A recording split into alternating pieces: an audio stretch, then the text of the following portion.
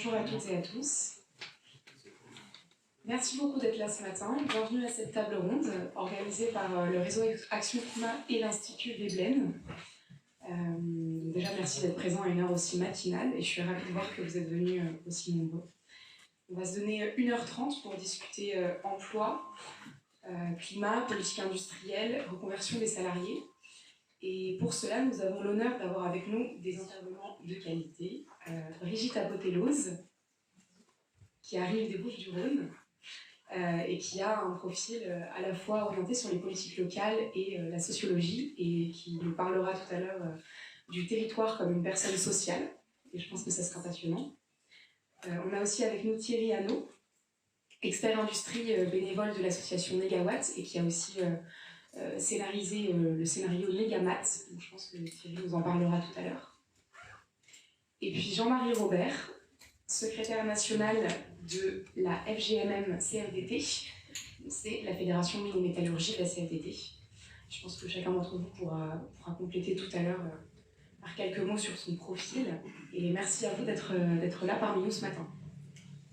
Je voulais commencer par vous dire quelques mots sur le rapport qu'on a publié du coup il y a 2 semaines et qui pose un petit peu les bases de l'échange de cette table ronde. Le constat de départ qui a guidé notre travail avec l'Institut Veblen, c'est celui de la transition juste qui doit être la colonne vertébrale des politiques climatiques. Alors je pense que le terme transition juste, il a été beaucoup utilisé pour parler de plein de choses différentes. À l'origine, c'était en 93 qu'il a d'abord été employé. C'était aux États-Unis et c'était pour parler d'un super fonds de compensation pour les travailleurs, pour leur fournir à la fois un soutien financier et des politiques de formation s'ils perdaient leur emploi en raison des politiques environnementales. Et je pense qu'aujourd'hui, on a une compréhension beaucoup plus large de ce que ça veut dire concrètement la transition juste. Et pour nous, c'est aussi une prise en compte globale des implications sociales de la transition écologique. Et c'est quelque chose qui infuse dans tous nos travaux. Et donc, dans ce rapport qu'on a publié, donc j'espère que la plupart d'entre vous ont pu en avoir un exemplaire, on a voulu revenir sur le cas du charbon, parce que ça nous semblait intéressant aussi de réaliser un travail de terrain, d'aller parler avec les personnes concernées, impliquées dans la fermeture des dernières centrales à charbon en France. Et surtout, c'était la première fois que l'État mettait en place un dispositif pour accompagner les salariés de ces centrales vers la reconversion, avec comme impératif derrière la transition écologique. Donc c'est pour ça qu'on s'y est intéressé, parce qu'on s'est dit, il y a effectivement des outils à la reconversion qui existent depuis longtemps en France, mais c'était la première fois qu'ils étaient mobilisés sous cet angle de la transition écologique. Et en fait, on voulait aller au-delà de constater les sommes qui ont pu être mobilisées pour accompagner les travailleurs, mais vraiment comprendre comment ce dispositif il avait aussi été perçu par donc, les premières personnes concernées. Est-ce que c'est quelque chose qu'il faudrait qu'on généralise, qu'il faudrait reproduire? Donc c'était toute la réflexion qui animait ce travail. Et on pense aussi que se pencher sur le cas du charbon particulièrement, ça permet d'ouvrir une réflexion plus large sur d'autres industries en France et d'autres secteurs fortement émetteurs. Et je pense qu'on pourra en citer quelques-uns dans l'échange pendant l'heure qui arrive, mais notamment des industries qui vont être impactées par la décarbonation et potentiellement encore perdre des emplois. Donc il y a besoin de regarder cette réalité dans les yeux et penser concrètement qu'est-ce qu'on promet en fait aux travailleurs derrière. Je pense à l'industrie pétro-gazière, et les Amis de la Terre qui sont présents ce matin ont déjà étudié ce cas aussi assez précisément, à l'industrie de la métallurgie, à celle du ciment, de la pétrochimie. Donc c'est que le début de la réflexion, et on espère que ça suscitera des réactions aussi de votre part. Et puis on a bien sûr aussi la question du secteur de l'automobile, qui est assez bien représenté à la table ronde ce matin, mais aussi de l'aéronautique et de l'aérien, qui pose là des questions encore plus complexes, parce qu'on n'est pas encore au stade où on peut constater de la perte d'emploi, mais on peut imaginer qu'elle risque d'arriver à l'avenir, et donc il y a besoin de se poser la question concrètement. Donc ce qui est assez intéressant, c'est que sur cette thématique des emplois détruits par la transition, il n'y a pas de chiffres partagés au niveau national. Il y a de plus en plus de travaux qui se penchent sur ces questions, donc on va en évoquer quelques-uns ce matin. Mais le constat principal qu'on formule à ce stade, c'est qu'on a absolument besoin d'un dialogue social pour le climat en France, besoin de partager un constat, d'articuler tous les acteurs, de mettre en œuvre les solutions et surtout de négocier un partage des coûts de ces reconversions. Et tout ça, ça s'anticipe. Et on sait, je pense qu'on a quand même... on partage ce constat aujourd'hui que le temps est compté et qu'il y a une urgence à la fois écologique et sociale. Et donc, je propose que Julien, tu te présentes aussi. Merci Céleste pour cette introduction et merci à toutes et à tous de nous avoir rejoints et merci Matinale pour ce débat. Je suis Julien Alac, chargé de mission à l'Institut Veblen et j'ai eu le plaisir de coécrire ce rapport en m'intéressant au cas des fermetures des mines de charbon en France, qui est une expérience inédite de fermeture de tout un secteur avec des implications massives pour les travailleurs et pour les territoires. Qu'est-ce que cette fermeture a de particulier? C'est la première grande problématique de reconversion qui est posée à la France, bien avant les vagues de désindustrialisation des années 70. La fermeture des mines de charbon, c'est l'organisation du déclin de 350 000 emplois en 60 ans, de 1946 à 2004, des emplois qui sont concentrés sur des territoires très précis. C'est aussi une fermeture qui est très politique. La mine, c'est tout un univers, c'est une identité forte, c'est même une fierté pour des centaines de milliers de travailleurs qui étaient engagés dans la bataille du charbon, qui a servi de moteur pour la reconstruction.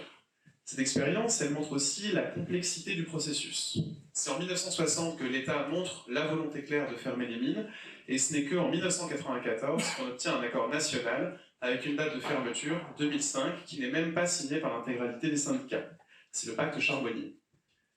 Ce pacte prévoit, entre autres, en termes d'accompagnement social, des mesures de dispense d'activité, comme le congé charbonnier de fin de carrière, qui couvre les 3/4 du revenu des travailleurs en fin de carrière et permet aussi la garantie de leurs droits sociaux, ce qui est un élément absolument essentiel.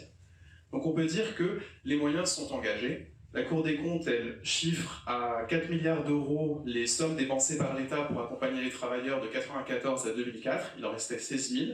Donc on peut considérer que la question est ancienne et on a été capable de mettre les moyens, mais que les compensations financières, c'est une bonne base, mais il faut aller au-delà. Il faut aller au-delà et il faut en particulier s'intéresser aux conséquences des fermetures des mines. Ces conséquences, elles se font toujours sentir sur les territoires et sur les travailleurs qui n'ont pas été reclassés. Et d'ailleurs, ces conséquences, elles s'ajoutent à celles de la fermeture des centrales, à la fermeture des industries dans les années 70 et aux fermetures à venir. Brigitte Botellos pourrait nous en parler, notamment pour le cas de Gardanne. Et d'ailleurs, c'est un problème général, les fermetures d'industries sont un problème qui laisse des conséquences à très long terme sur les travailleurs et sur les territoires. Pourtant, la question, elle n'est pas nouvelle et c'est ça qui nous a pas mal intéressés en travaillant sur le sujet. C'est en 1967 que l'État a créé les premières sociétés de reconversion qui font aujourd'hui partie d'un large écosystème de gestion de la reconversion, que ce soit par des cabinets privés ou des agences publiques qui sont chargées de diversifier l'économie des territoires. Donc, ce qu'on retire de cette expérience, c'est que c'est possible de débloquer des moyens, mais qu'il y a vraiment urgence, d'une part, comme l'a dit Céleste, à institutionnaliser un dialogue social pour le climat, c'est-à-dire réunir autour de la table l'ensemble des acteurs pour mettre en œuvre un objectif national. Par exemple, fermer les mines de charbon en Allemagne, comme c'est le cas avec la commission charbon, une commission qui a énormément de défauts, mais qui présente en tout cas l'intérêt de vraiment organiser, d'articuler des objectifs nationaux à des objectifs sectoriels avec l'ensemble des parties prenantes. Et aussi, notre deuxième conclusion, c'est qu'il faut vraiment repenser notre logiciel sur la gestion des conséquences territoriales des fermetures et que c'est un point absolument essentiel pour avancer et mettre en œuvre les transitions sectorielles. Donc pour en savoir plus, je vous renvoie à cette première partie du rapport et ce retour historique qui permet d'éclairer le cas des centrales qui est abordé ensuite. Je vais maintenant me tourner vers nos intervenants. J'aimerais leur poser la question suivante. L'industrie entre déclin et rebond, quelles politiques industrielles permettent de concilier emploi et climat et quels sont les enjeux posés par la transformation des filières? J'aimerais commencer par Thierry Adam. Merci Julien. Bonjour à tous et à toutes. Vous m'entendez? Alors, je vais commencer par présenter Negawan. Donc, Negawan, c'est une association qui a été créée en 2001. On a fêté nos 20 ans. Pionnière. Ouais, c'est bon là. Pionnière de la. Un peu trop fort. Je vais te la rapprocher. Ouais, c'est plus facile. Merci. Donc, on est pionnier de la sobriété en France, donc depuis 20 ans, on promeut ça. C'est une association animée par des bénévoles et experts et praticiens des différents secteurs. Moi, je viens de l'industrie, et je vais en parler plus avant. On a deux missions, faire de la prospective énergie-climat et du plaidoyer. Donc moi, je suis expert de l'industrie, j'ai fait toute ma carrière, ça fait 35 ans, et en particulier, par exemple, j'ai vécu les délocalisations d'automobiles des années 2000, en tant que praticien, donc en faisant ce qu'on appelle des business cases de délocalisation. J'ai fait des offres dont je savais qu'on allait perdre des emplois, et pour faire des produits qui nous revenaient en camion. Donc je me disais, comment on peut faire pour changer cet équilibre économique. Donc c'est des délocalisations qui produisaient mécaniquement du bilan carbone, de l'empreinte carbone, et des pertes d'emplois en France. Alors je vais vous présenter, donc on produit un scénario tous les 5 ans. Le dernier scénario, on l'a produit pour l'élection présidentielle de 2022, donc il a été issu en septembre 2021. La nouveauté de ce scénario, c'est qu'on a inclus un scénario qu'on appelle Negamat, qui est en fait une analyse des flux matières de l'économie française, donc qui transforme la demande en services finaux, par exemple en mobilité, qui transforme ça en produits finis, les produits finis en biens intermédiaires, puis en matières premières. Donc le premier intérêt de ce scénario, c'est de faire le bilan en fait en utilisation de matières premières, en transformation de la matière. Et l'effet second de faire ça, c'est que ça nous permet d'avoir un impact sur l'industrie. C'est un effet indirect, et on sait faire une analyse d'impact sur l'industrie sur à peu près 70% des secteurs industriels, 70% à 80%, pardon. On sait être prédictif, c'est-à-dire on sait dire c'est en hausse en termes de volume, en baisse en termes de volume, et pas en termes de valeur. Je parle bien en termes de volume, de tonnage, ou c'est neutre. Sur 70 à 80%, on est prédictif. Sur 20 à 30%, on ne sait pas, parce qu'il n'y a pas de relation directe entre tonnage et activité économique. Donc par exemple, un exemple, c'est on part des kilomètres en voiture, des kilomètres de déplacement aujourd'hui, on active des leviers du type report modal, du type remplissage des voitures, ça nous donne des kilomètres voiture, on part des kilomètres déplacement aux kilomètres voiture, on introduit des notions telles que la durée de vie, une voiture électrique c'est plus long, des évolutions technologiques, et ça nous permet d'être prédictif sur la consommation en voiture neuve qui descendrait, selon nos scénarios, de 2 millions à 1 200 000 voitures par an. Donc ça, on sait le faire. Et par ces méthodes-là, assez analytiques, assez précises, on a très très peu de valeur par défaut financière, on sait donner une vision, on sait faire une analyse d'impact de notre scénario sur l'activité industrielle. C'est ça le message. On a du recyclage, on a des évolutions technologiques sur les bateaux. Alors, le premier résultat qui ressort de cette analyse, c'est qu'évidemment, sur la sobriété, elle a un impact récessif, elle a un impact négatif sur certains secteurs d'activité. Typiquement l'industrie lourde, la sidérurgie. La sidérurgie, on a deux impacts. On a un impact de la demande finale, et puis on a une augmentation du recyclage qui veut dire moins de hauts fourneaux, plus d'acierie électrique. Donc ça, on sait bien. Le ciment, alors le ciment, pourquoi on diminue beaucoup? D'abord, on a une baisse de l'augmentation démographique. On a un ralentissement de l'accroissement de la démographie qui fait que moins de construction, plus de bois, donc évidemment moins de ciment. Et le verre, les plastiques et les engrais. Donc ça, on sait être prédictif là-dessus. Par contre, en termes d'impact social, les 40 sites les plus émetteurs de la France, donc c'est de l'industrie lourde, ils totalisent au total que 28 000 emplois. Donc un impact social relativement pas faible, parce que ça serait, c'est pas bien de dire ça, on va dire maîtrisable. Par contre, il y a certains de ces sites qui sont dans des bassins d'emploi assez dynamiques, certains de ces sites qui sont dans des bassins d'emploi qui sont très isolés, je pense aux cimenteries notamment. J'ai en tête le four à chaud de Duny dans la Meuse. Lui, il est très isolé, très rural, avec des possibilités de reconversion, peut-être à regarder finement en avant. Par contre, si on regarde les choses d'un point de vue plus politique, c'est un enjeu fortement symbolique, puisque c'est l'image qu'on a de la révolution industrielle, de l'industrie française depuis 200 ans.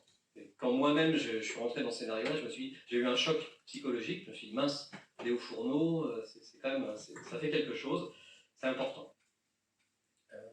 Alors par contre, on a un autre impact de la sobriété, c'est sur l'industrie manufacturière. Là, on connaît l'automobile, on sait qu'on a un impact très fort, environ 90 000 emplois si on prend en compte les services à l'automobile aussi, hein, dans nos simulations, hein, bien sûr, qui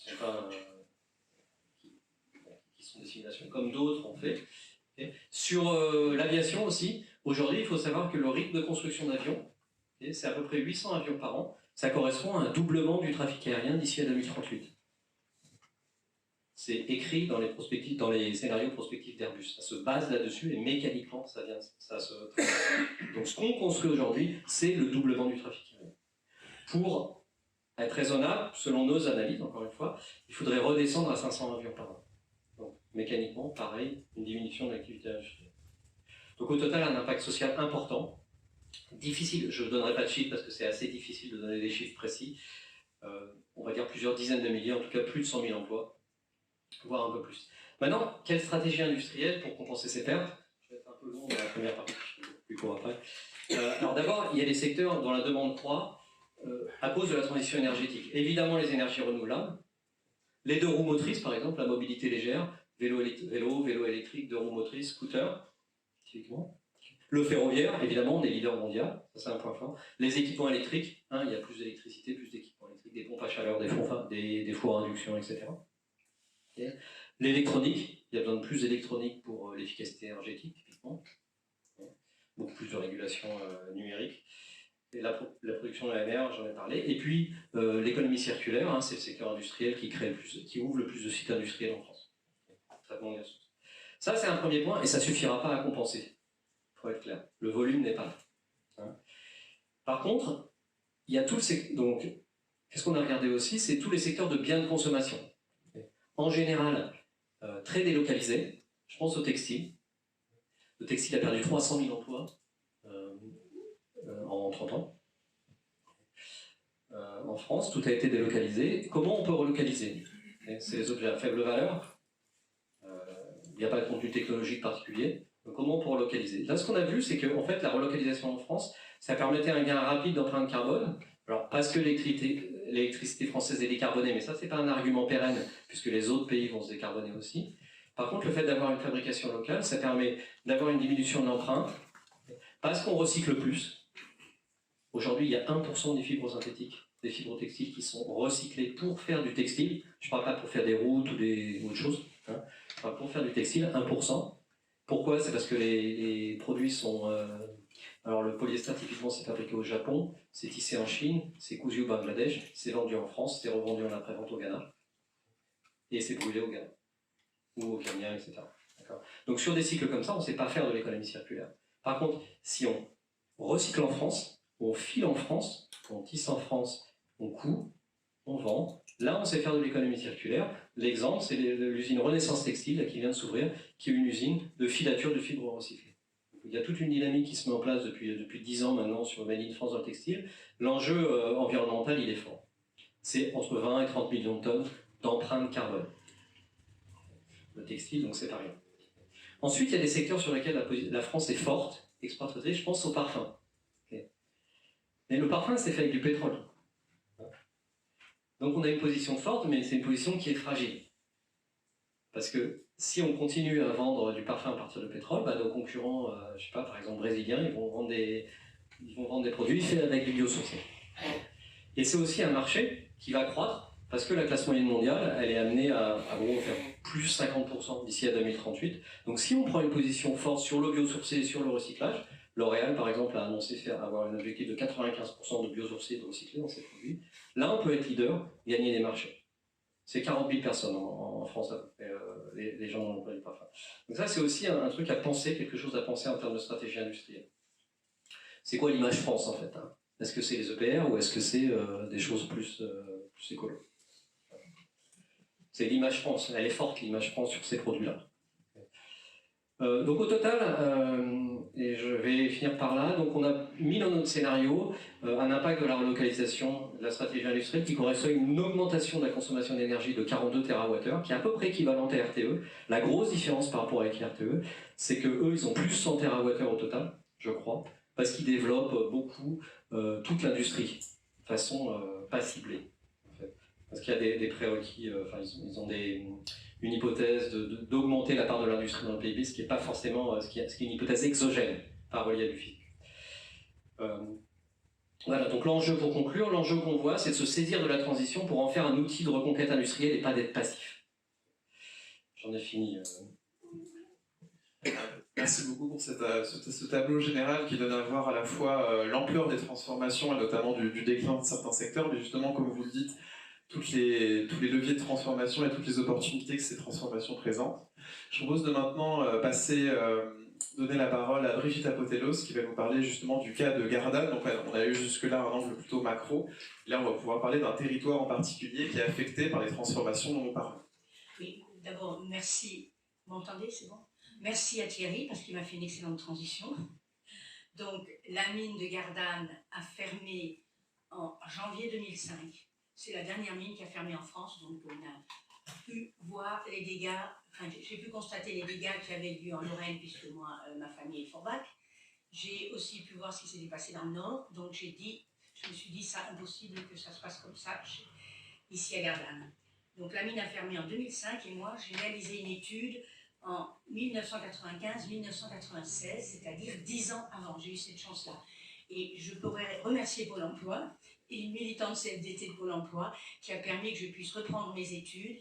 Et donc j'avais pu reprendre donc, un master de management économique du développement local et des politiques urbaines. Et j'ai donc dédié mon mémoire d'ingénieur universitaire à la reconversion du bassin minier, dont je ne vous donnerai pas le titre parce que sinon vous auriez tout de suite les attendus. Donc, ma démarche, j'étais psychologue de formation et sociologue, donc je me suis dit, pourquoi ne pas analyser le territoire comme une personne collective. Et il y a une histoire du charbon depuis le roi René, c'est-à-dire depuis le XVe siècle, bien avant l'industrie. Vous voyez que ça a façonné pendant plusieurs siècles l'histoire du charbon, a façonné l'histoire du bassin minier, tout simplement parce que ce sont les paysans qui ont découvert qu'il y avait une pierre qui brûlait et qui permettait de se chauffer l'hiver. Et donc pendant l'hiver, on ne faisait pas grand-chose dans les champs, on en profitait pour devenir mineur. Donc ça a façonné une identité économique et sociale. Donc moi j'ai priorisé l'axe de l'économique et de l'emploi, puisque c'était ma formation. Ça tombait bien. Donc j'ai fait énormément d'interviews, donc Charbonnage de France, que je peux remercier parce qu'ils m'ont donné tous les chiffres, absolument tous les chiffres dont j'avais besoin, m'ayant fait confiance sur la finalité de cette étude. Les sous-traitants, je me suis particulièrement intéressée aux sous-traitants parce que la mine avait déjà arrêté d'embaucher depuis plus de 20 ans. Donc les mineurs allaient partir à la retraite ou en pré-retraite, et que c'était les sous-traitants qui allaient pâtir de cette fermeture. Donc j'ai travaillé aussi avec les élus.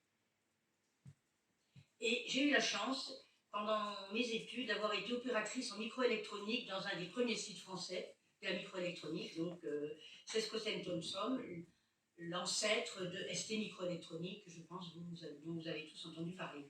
Voilà. Et au moment où je travaillais sur mon mémoire, il y a une convention des anciens de la microélectronique et j'ai donc pu aussi les interviewer pendant toute une soirée. Donc, les résultats de l'étude, la situation des mineurs, je vous l'ai dit, ils étaient tous à la retraite. La pyramide des âges était très claire là-dessus.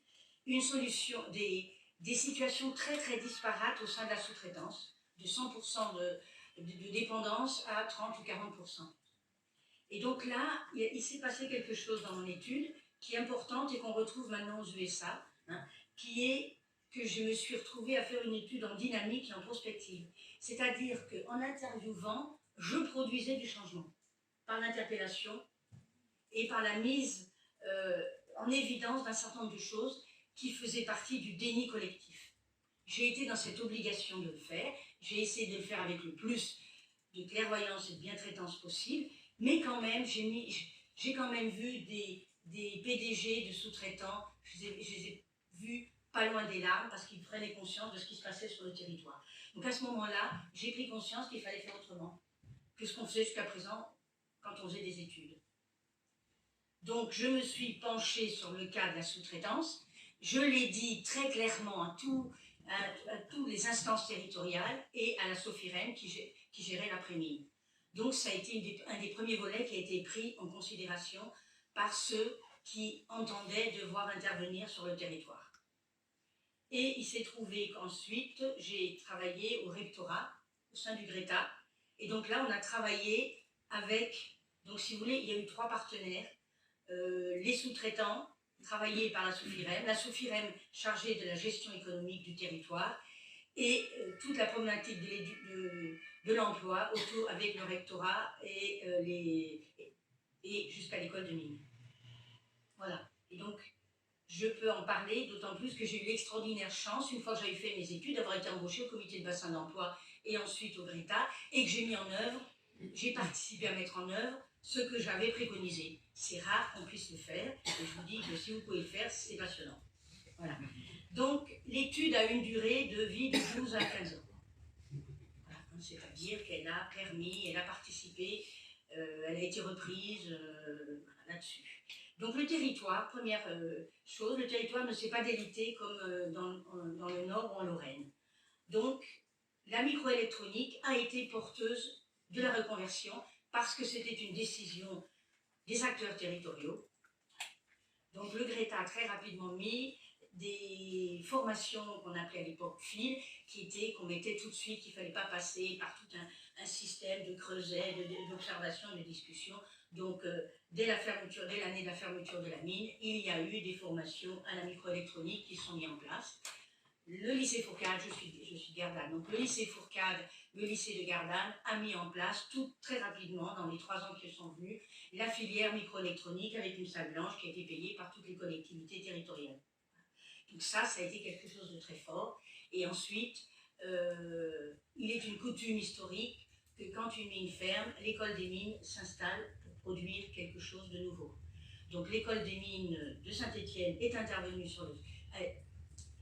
à un site maintenant depuis plus d'une dizaine d'années sur le territoire à Gardanne, avec un axe, une spécialisation sur la microélectronique, le packaging, et j'ai appris grâce à 2 étudiants Airbnb qui sont venus pendant un mois chez moi, qu'effectivement il y avait aussi tout ce qui était dédié, tout ce qui était l'électronique dédiée, tout ce qui était l'électronique d'avenir se fomente sur ce territoire-là. Donc on retrouve quelque chose qui est une filiation directe. Et donc mon étude s'intitulait La reconversion du bassin minier, la microélectronique, fille héritière de la mine, parce que tout simplement, qui est-ce qui travaillait dans la microélectronique au début? C'était les femmes et les filles de mineurs. J'ai appris à connaître en allant travailler pendant plusieurs mois là-bas. Voilà.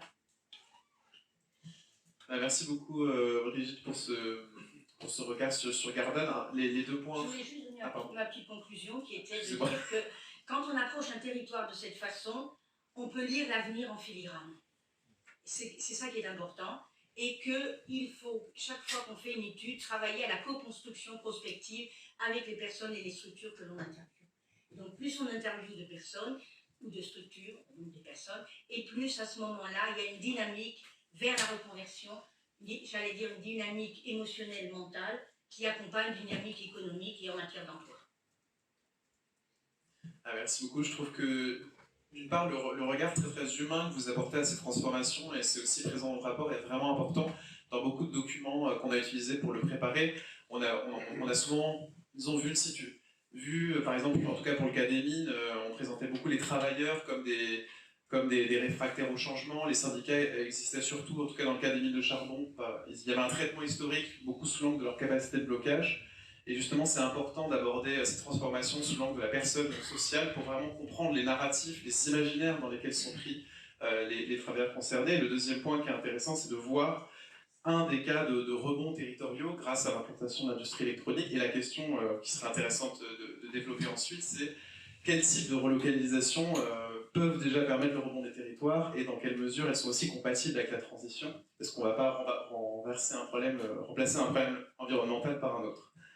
Je propose de finir avec Jean-Marie Robert et voilà, donc je rappelle cette question. Donc, quelle politique industrielle on peut mettre en place justement pour concilier emploi et climat et quels sont les enjeux de la transformation des filières que vous connaissez bien à la CFDT? Bonjour à toutes et tous. Donc, un petit point de présentation. À titre personnel, je suis originaire du Gard, donc pas très loin du bassin minier d'Alès, qui a fermé dans les années 80.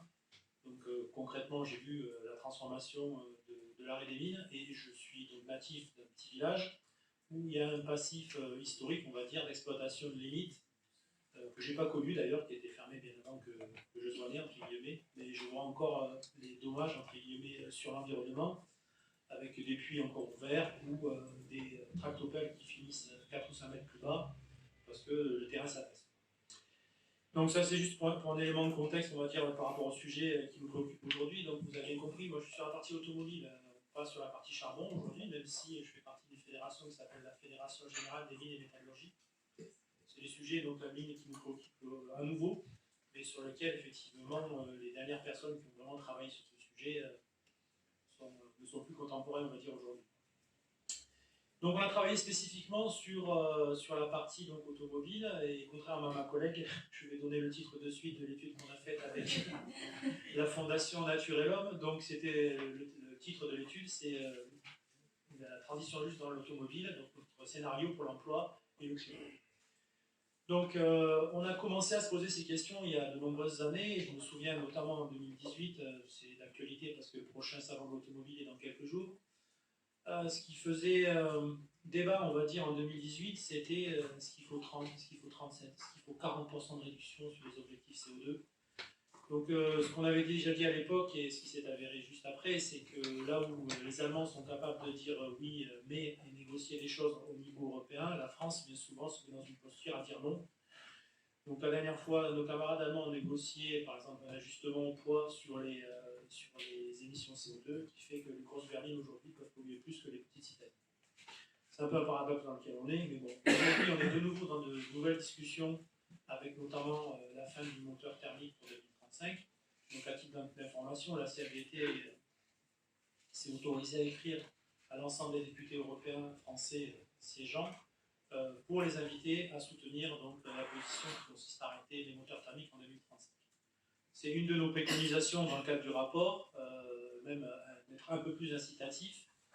Donc, dans le rapport, on propose notamment d'arrêter carrément les moteurs thermiques en 2030 et de passer à 100% électrique en 2035. Tout ça pour des raisons d'anticipation, parce que la vraie question elle est là en fait, hein. C'est bien ce qui a été un petit peu défloré tout à l'heure sur les deux interventions précédentes. C'est notre capacité à anticiper les choses, et je pense que le rapport que vous avez produit est tout à fait aussi dans cette ligne-là d'anticipation. 2018, 2019, journée de l'automobile au niveau français, où la filière demande des aides, donc, notamment sur des allègements d'impôts. Et c'est là que notre ministre de l'économie répond par un grand chiche, je vous laisse les impôts de production, mais par contre, vous faites un peu de localisation, de relocalisation d'activité. On suivit derrière des études, notamment celle de M. Guyot, qui faisait un certain nombre de préconisations, et notamment celle d'investir, on va dire, de façon massive et importante sur le champ de l'électromobilité. Donc la CFDT, effectivement, s'est inscrite dans cette démarche qui consiste à dire que la motorisation thermique doit avoir une fin pour des raisons climatiques, et qu'on se doit de gérer les dommages collatéraux que ça peut générer en termes d'emploi. Donc pour ce faire, on a eu de cesse effectivement de nous adresser un petit peu à toutes les portes pour faire avancer le sujet, et notamment auprès des constructeurs qui ont vraiment tardé à prendre en considération cette évolution, qui ont été jusqu'au boutiste quant à l'évolution des normes et qui continuent d'ailleurs aujourd'hui. Hein. Donc vous n'êtes pas sans savoir qu'il y a une crise énergétique. Et c'est l'occasion, effectivement, de voir ressortir de la boîte quelques diables qui seraient tentés de dire non, on ne va pas arrêter le moteur en 2035, il faudrait peut-être voir un peu plus loin, etc., etc. Donc ça nécessite de travailler de façon continue et de façon pédagogique, entre guillemets, que ce soit auprès des constructeurs, mais aussi des salariés des entreprises, parce qu'une des difficultés qu'on a, c'est à convaincre aussi au plus près, c'est-à-dire les salariés sur leur poste de travail. Dire à des salariés vont perdre leur emploi parce qu'on n'aura plus besoin de soupapes, c'est pas facile. À titre personnel, il m'a fallu 3 ans pour convaincre certains de mes camarades qui fabriquent des soupapes de prendre en considération ce fait-là. Malheureusement, aujourd'hui, ils ont un site qui ferme, 80 personnes qui se retrouvent sans emploi. Donc, aujourd'hui, les 3 acteurs majeurs que sont Stellantis, Renault et Toyota ont pris, donc, alors, Toyota, lui, a pris ce virage de l'électrique depuis un certain temps avec ses motorisations hybrides. Renault, aussi avec sa Zoé depuis de nombreuses années, entre autres. Renault s'est réorganisé avec un pôle Electricity sur le nord de la France. Stellantis, quant à elle, produit aujourd'hui un peu plus de véhicules électriques, mais pas forcément sur le territoire français. Donc tous les enjeux, effectivement, sont là pour nous, concilier emploi et climat. Donc l'étude qu'on a portée avec la Fondation Nature et l'Homme, donc avec l'appui de nos camarades de Syndex qui sont allés auditionner un certain nombre d'acteurs, de personnes, a mis en évidence effectivement sur la filière groupe motopropulseur, parce que la filière groupe motopropulseur, c'est quand même celle qui est la plus réinterrogée à court terme dans l'automobile. Les cockpits vont changer bien évidemment, mais c'est surtout la disparition des lignes d'échappement, des réservoirs, par exemple, et des blocs de culasse qui vont impacter, on va dire, la profession. Mais on a aussi à gérer dans le même temps la dédiésélisation de l'automobile, parce que ce qu'on a fait, en fait, si vous voulez, c'est qu'on a recombiné un niveau d'emploi pour 1000 moteurs. Ce qu'on met en évidence, c'est qu'il faut à peu près 22 personnes pour faire 1000 moteurs en diesel. Il en faut une quinzaine pour faire des motorisations hybrides ou rechargeables ou hybrides, mild hybrides.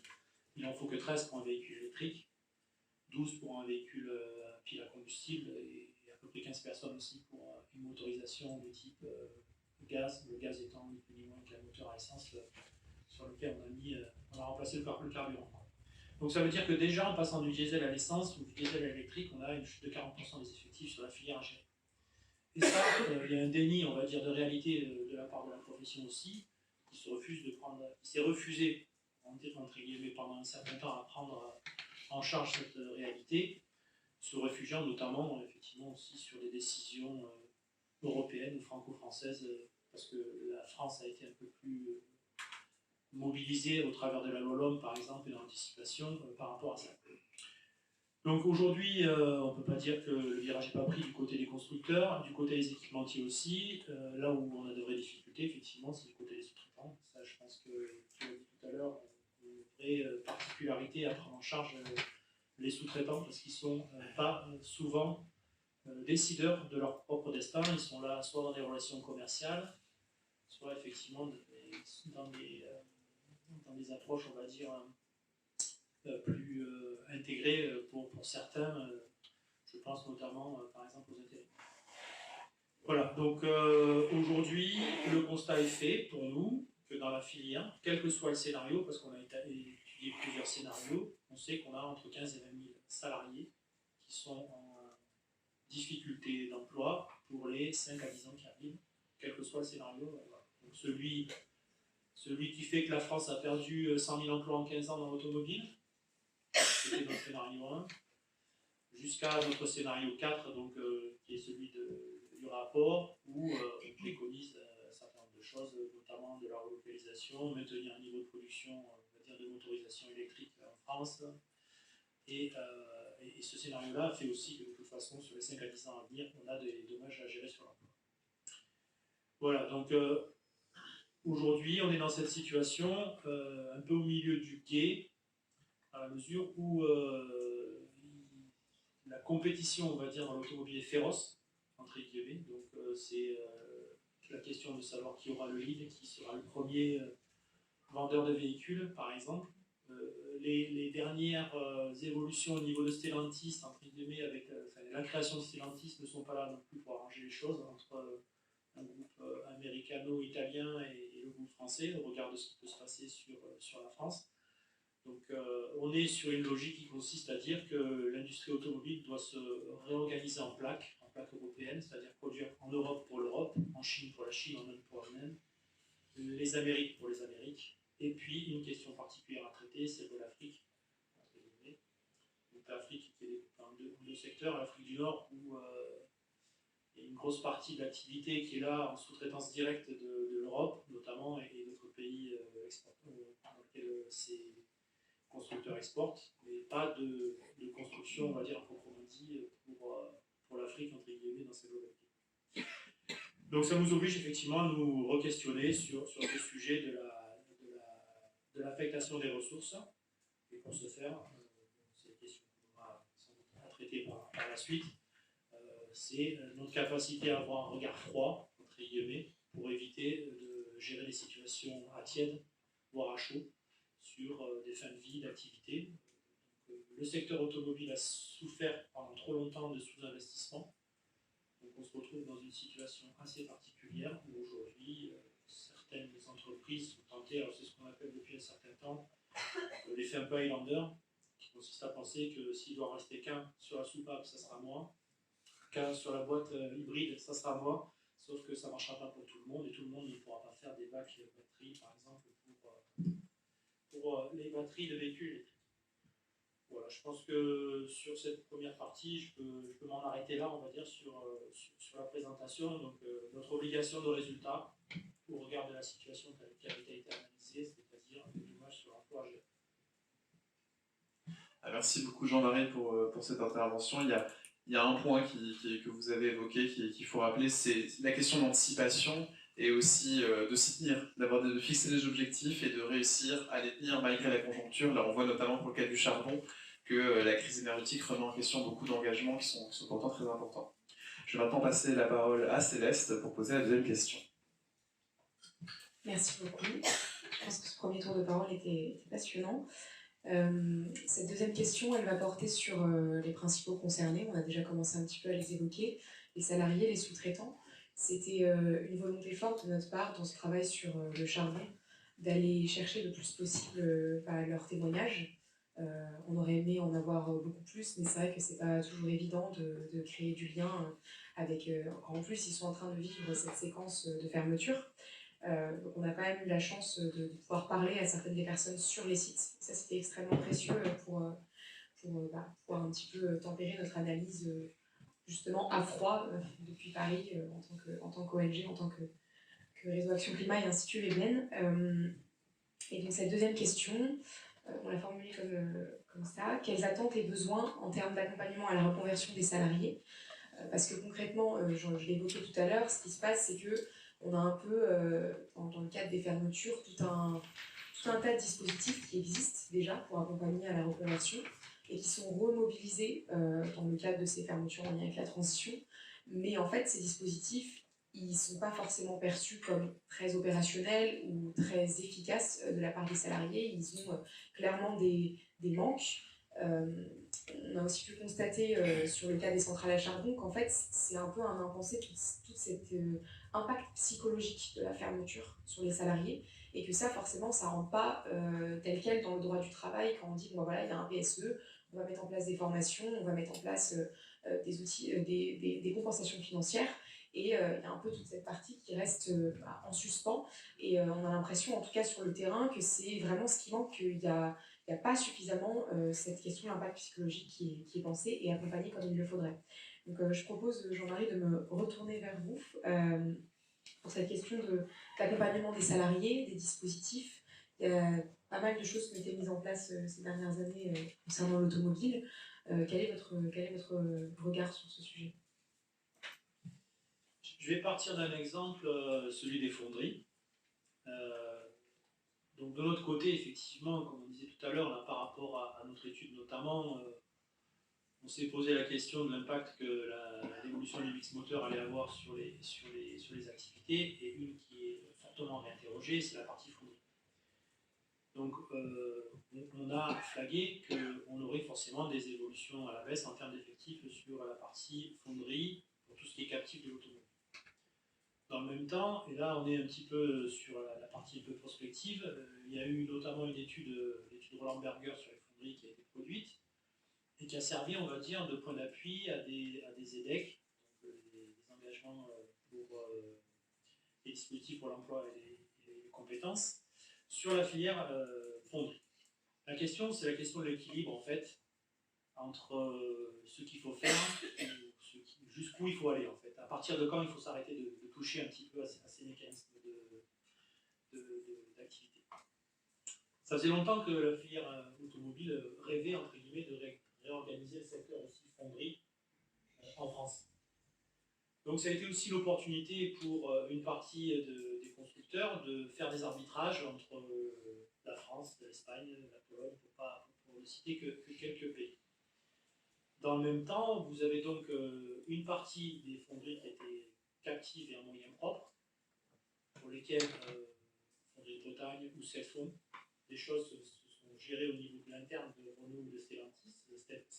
La fonderie de Cefon, par exemple, a complémenté son activité fonderie avec l'usinage de disques, par exemple. Donc, ils ont géré ça au niveau local, donc au niveau de l'interne de Stellantis. Pour autant, on a la SAM qui a fermé, Poitou, UBF. Donc, un certain nombre d'acteurs de l'industrie de la fonderie ont, elles, fermé purement et simplement, baissé rideau. Donc, on a eu cette problématique, donc c'est pour ça que tout à l'heure je parlais de froid, tiède et chaud. Là, on a eu beaucoup de chaud, entre guillemets, de gestion à chaud sur la partie fonderie. Ce qui a donné lieu à un fonds dédié de 50 millions, un fonds dédié de 50 millions alimenté à 30 millions par l'État et à 10 millions par Renault et à 10 millions par Stellantis, dont l'idée de départ, en fait, était de donner aux salariés de ces entreprises des niveaux de couverture équivalents à un PSE dans une grande entreprise française de l'automobile, pour faire ça.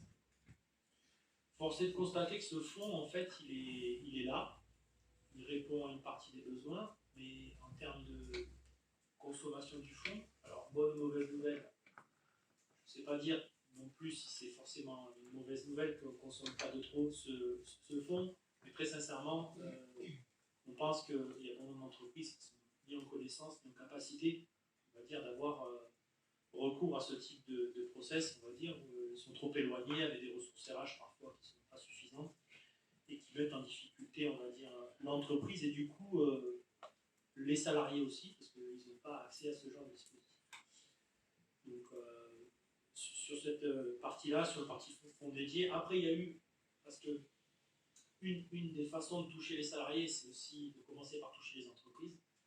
Donc, il y a eu pas mal d'actions qui ont été menées pour soutenir les entreprises, donc des fonds programmes, par exemple le fonds de soutien et d'investissement, le plan 2030, où on a un certain nombre d'entreprises, et là aussi c'est pareil, on est dans cette capacité à pas pouvoir toucher on est dans les capacités à toucher, on va dire, tout le monde. Donc, c'est plus facile, par exemple, pour les grosses entreprises qui ont des éléments structurés au niveau RH, de mettre en œuvre des dispositifs tels que le Transco, dispositif de transition collective, qui est bien plus avantageux pour les petites entreprises que pour les grandes, et il n'empêche que concrètement, il y a plus de grandes entreprises qui viennent frapper à la porte du Transco que les petites, par exemple.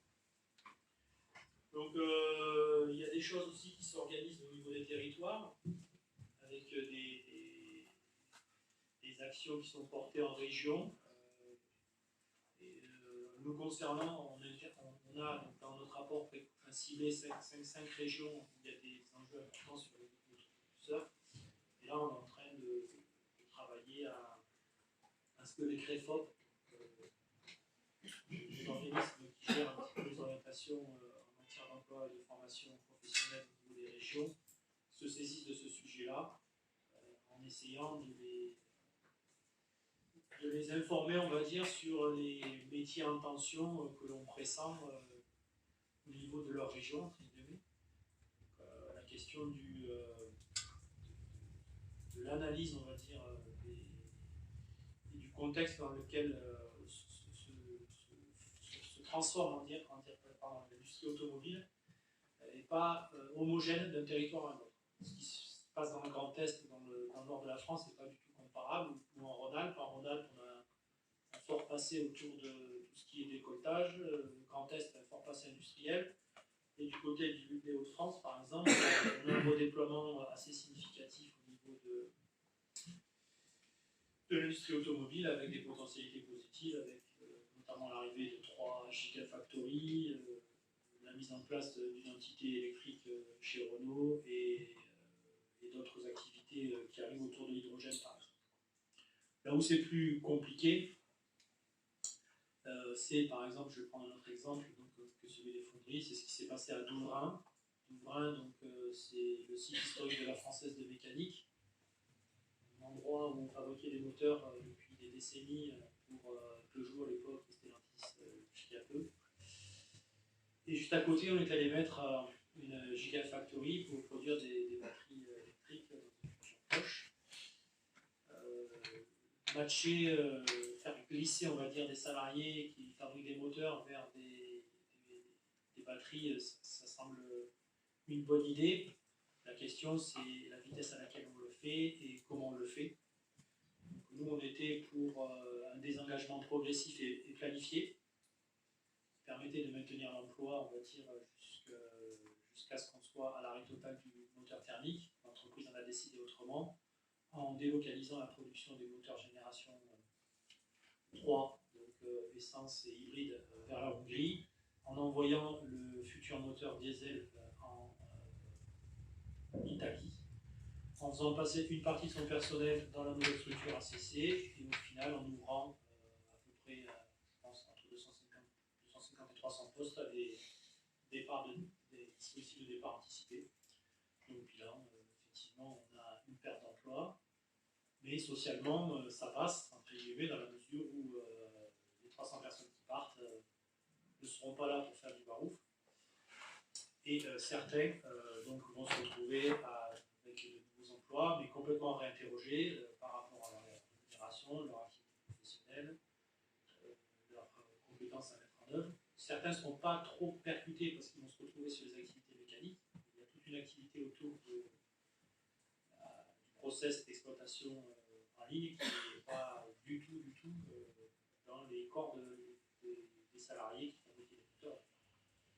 Donc là, ça nous interroge aussi sur les capacités qu'on a à transformer les gens pour faire d'autres activités. Donc deux exemples, oui, les fonderies, et puis celui de Louvain pour illustrer un peu cette thématique-là, de ce qui a été mis en place au niveau de l'industrie automobile. Voilà. Merci beaucoup. Je pense que ce sera intéressant aussi. Alors là, sur le timing, on va effectivement passer aux autres interventions, mais que vous puissiez revenir éventuellement plus tard sur la question des passerelles entre filières et éventuellement de l'automobile vers le cycle. Mais voilà, un point à garder en tête. Brigitte, tout à l'heure, vous avez parlé de formation. Et il se trouve que dans le cadre de la fermeture de la centrale de Gardanne et des 4 dernières centrales à charbon françaises, il y a eu des pactes de territoire qui ont été mis en place, qui ont été signés avec les collectivités, avec les entreprises impliquées, et qui essayaient de prévoir une liste d'actions à mettre en œuvre pour relancer économiquement le territoire suite à la fermeture de la centrale à charbon. Et je crois que vous avez contribué d'une certaine façon à conseiller ce qu'il aurait fallu mettre en place pour faire le lien entre les salariés qui travaillaient dans la centrale à charbon devant fermer et potentiellement d'autres formations sur le territoire. Est-ce que vous pouvez nous en parler ? Oui, donc je suis intervenue durant 2 ans, de 2018 à 2020, au sein d'un collectif d'acteurs territoriaux porté par le préfet et porté par un secrétaire d'État du ministère de la Transition. Je n'ai jamais su si c'était en tant que sociologue ou si c'était en tant qu'élu municipal, mais bon, j'ai accepté le défi. En fait, en 2012, j'avais commis une seconde étude avec un ingénieur thermicien sur la reconversion du bassin minier. Donc, vous voyez encore une réflexion en amont. Hein. Donc là, c'était plus 10 ans, mais c'était quand même des années avant. Ce qui fait que quand la décision a été prise, j'ai une amie qui était conseillère départementale, qui avait été invitée par le ministre et qui est montée avec le dossier sous le bras. Donc elle l'a remis devant l'ensemble des acteurs qui avaient été invités et elle ne l'a remis évidemment qu'au ministre, ce qui fait qu'après tout le monde est venu la voir en disant mais moi j'aimerais bien aussi avoir l'étude que vous avez remise au ministre. Donc, vous voyez, on a aussi joué, elle est psychosociologue, elle a joué un petit jeu. Donc du coup il y a eu une appétence pour cette étude que je ne m'attendais pas du tout à voir à venir. Et en fait, il s'avérait que c'était la seule étude à l'époque sur le terrain. Donc ensuite, d'autres études ont été faites par la filière bois, par la CGT, enfin bref, il y a eu brusquement un travail aussi de réflexion, d'observation et de proposition. Parce que mon étude, elle était en 3 volets. Une proposition de reconversion en partant de l'histoire de la centrale thermique sur les énergies renouvelables et autour de la filière bois. Voilà. Donc, le deuxième volet, c'était qu'est-ce que ça veut dire en matière d'emploi et tout de suite, parce qu'on reste souvent sur l'emploi, tout de suite en matière de formation. Et donc c'est ça qui a interpellé. Et le pacte territorial, effectivement, a repris l'intégralité de cette troisième partie dans son pacte. Donc je vais rester sur cette partie, hein, voilà. Donc j'avais identifié 3 leviers complémentaires d'accélération qui pouvaient être donc financés par l'État et les territoires. Donc il y avait déjà la première, donc c'est des choses que je mettais en synergie les 3. Et ça, je crois que c'est important par rapport à ce que, parce que vous avez parlé vous avez parlé de l'EDEC, mais moi l'EDEC est au cœur de cette problématique, mais ce n'est pas que ce volet-là que j'avais mis en avant. D'abord, il existait chez nous une plateforme territoriale d'appui aux mutations économiques. Donc, c'est un espace de mobilisation des dispositifs et des outils, et au miracle, elle avait comme action non seulement la microélectronique, mais on pouvait aussi l'actionner dans le cadre des énergies renouvelables. Donc c'était de créer un espace permettant de mieux coordonner, mobiliser les outils et les dispositifs au service des entreprises et des actifs. Donc avec ce qu'il faut bien entendre, une logique de dialogue social. Donc c'est pour ça que dans ce jeu d'acteurs, hein, durant 2 ans, forcément ça a été important. Et c'est la base, l'axe, c'est la gestion prévisionnelle des emplois et des compétences territoriales. Quelque chose que quelques années avant, j'avais eu à présenter en séminaire lorsque c'était sorti, hein, dans le cadre du comité de bassin d'emploi du Pays d'Aix. Voilà, donc j'étais parfaitement au courant de ce qu'était la gestion prévisionnelle des compétences. Ensuite, le deuxième volet, c'était un EDEC pour une vision partagée de l'emploi et des compétences. C'est un accord annuel ou pluriannuel conclu entre l'État et une ou plusieurs branches professionnelles. Donc là, on voyait bien quelles étaient les branches professionnelles à solliciter, hein, autour des énergies renouvelables. Voilà. Et c'était pareil, un engagement de développement de l'emploi et des compétences. Mais ça mettait en réseau le public et le privé. Le troisième, c'était un ADEC, Action pour le développement de l'emploi et des compétences. Et donc ça, c'est une mesure qui est réservée prioritairement au public les plus fragilisés, les employés, les salariés de plus de 45 ans, etc. Donc en mettant ça, c'est-à-dire qu'on mettait à ce moment-là en mouvement, en dynamique, d'une part les branches professionnelles, mais d'autre part aussi tous les services de l'État déconcentré et les services conseils régionaux, etc., en matière d'emploi. Et on mettait aussi le rectorat et les services de l'éducation en partenariat. Donc c'est cette chose-là voilà, qui a été... Donc là, je n'ai plus... donc depuis 2020, je n'ai plus élu. Donc évidemment, je ne suis plus dans ce process. Hein, donc vous comprenez bien que finalement, c'était certainement en tant qu'élu que j'ai été intégrée. Voilà. Et donc aujourd'hui, qu'est-ce qui se passe? J'ai appris que la métropole travaillait sur la filière bois. Hein, donc, et c'est ouvert fin septembre, donc je n'ai pas pu y aller, mais j'irai à la prochaine réunion. Une enquête publique sur la reconversion, sur une usine d'hydrogène et de méthanisation. Donc une idée qui n'était pas forcément la mienne, mais qui est plutôt celle de la CGT et celle d'autres acteurs. Donc il y a un mix aujourd'hui énergétique, on va dire, qui est en train de se mettre en place. Merci beaucoup. Je pense que ça donne bien à voir aussi concrètement au niveau local l'ensemble des acteurs qu'on a besoin de mobiliser pour réussir à mettre en œuvre ces transitions, à la fois écologiques et sociales. Thierry, je vous donne le mot de la fin sur cette partie, sur l'accompagnement des salariés, avec peut-être revenir sur le fait que quand les sites ferment, il n'y a pas toujours des bonnes intentions sur les repreneurs qui arrivent derrière. Oui, merci. Alors, je suis tout à fait d'accord avec ce qui a été dit par Jean-Marie. Alors, ce qui se passe en fait, et c'est le cas de Fonderie du Poitou, hein, vous avez parlé des fonderies de Flandre. En fait. Chez Renault, j'étais chez Renault dans les années 90, j'ai toujours entendu Renault vouloir se revendre FDP, clairement. Donc là, c'était la transition vers l'électrique, c'est un bon prétexte en fait, pour s'en défaire. Souvent, ce qui se passe, c'est que les constructeurs automobiles français traitent assez mal leurs sous-traitants. Ça, c'est assez connu aussi. Donc, il n'y a pas de solidarité dans la filière.